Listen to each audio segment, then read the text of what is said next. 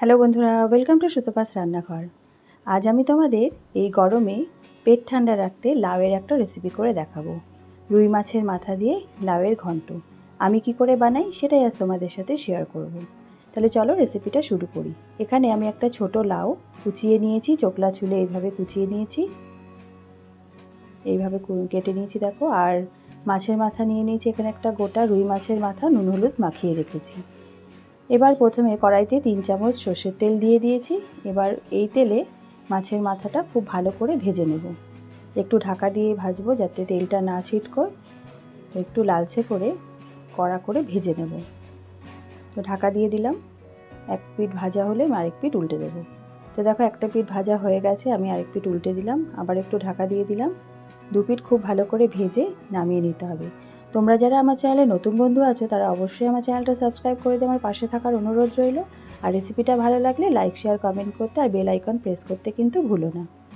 তো দেখো বন্ধুরা, আর এখানে একটা ফোড়ন দেওয়ার জন্য নিয়ে নিয়েছি তেজপাতা, গোটা জিরে, শুকনো লঙ্কা আর দুটো কাঁচা লঙ্কা চেরা।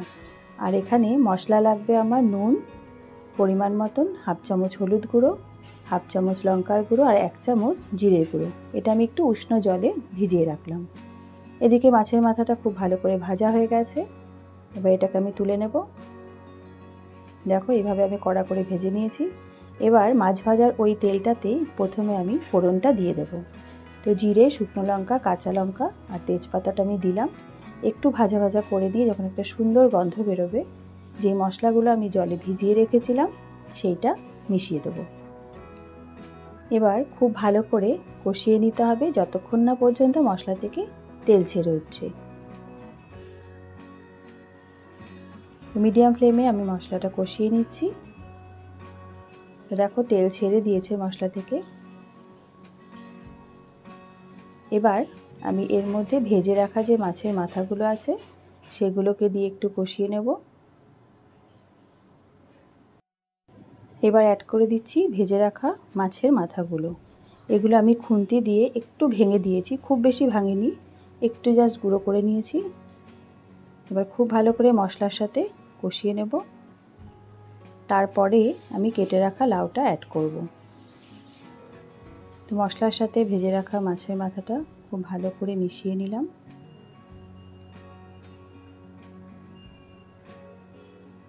এবারে দিয়ে দিচ্ছি ভেজে রাখা লাউটা।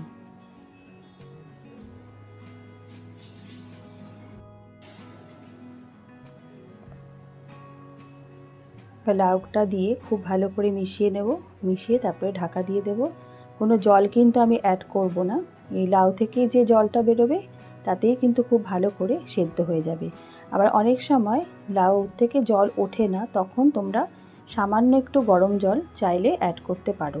এবার এটা আমি আঁচ কমিয়ে ঢাকা দিয়ে দিয়ে রান্নাটা করব। তোমরা যারা নতুন বন্ধু হয়ে আসো আর চাও আমিও তোমাদের পাশে থাকি, তারা খুব তাড়াতাড়ি চলে যাও। মিনিমাম 24 ঘন্টা ওয়েট করবে, তারপরে কিন্তু যেতে হয়, না হলে দুদিক থেকেই কিন্তু সাবস্ক্রিপশানটা কেটে যায়। তো যারা নতুন বন্ধু হয়ে এসে চাও আমিও তোমাদের পাশে থাকি, তারা 24 ঘন্টা ওয়েট করো, আমি ঠিক তোমাদের পাশে চলে যাব। তো যাই হোক, খুব ভালো করে মিশিয়ে দিলাম। এবারে ঢাকা দিয়ে লাউটাকে সেদ্ধ হতে দেব। মিনিট 10 পরে ফিরে আসছি। তো দেখো 10 মিনিট পরে কতটা জল বেরিয়েছে। এই জলেই কিন্তু লাউটা সেদ্ধ হয়ে যাবে, এক্সট্রা কোনো জল অ্যাড করার দরকার নেই। আবারও বলছি, যদি তোমরা প্রয়োজন বোধ করো যে জল দিতে হবে একদম লাউটা শুকনো শুকনো, তখন সামান্য একটু গরম জল অ্যাড করতে পারো। এবার খুব ভালো করে আরেকবার মিশিয়ে দিয়ে আমি আবারও একবার ঢাকা দিয়ে দেবো 5-7 মিনিটের জন্য। 5-7 মিনিট পরে ফিরে আসছি। তো দেখো লাউটা কিন্তু সেদ্ধ হয়ে গেছে, জলও অনেকটাই রয়েছে এখনও। আমি কাঁচা পাকা লঙ্কা 4-5টা দিয়ে দিলাম, দিয়ে একটু নেড়ে দিয়ে আর কিন্তু ঢাকা দেবো না। এবার আমি ওই জলটা আর একটু টানিয়ে নেব। এবার এইভাবে নাড়তে নাড়তে জলটাকে শুকিয়ে নিতে হবে।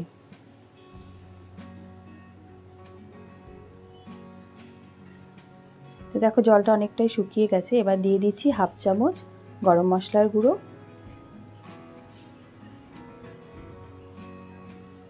এবার দিয়ে দেব 1 চামচ চিনি ব্যালেন্সের জন্য,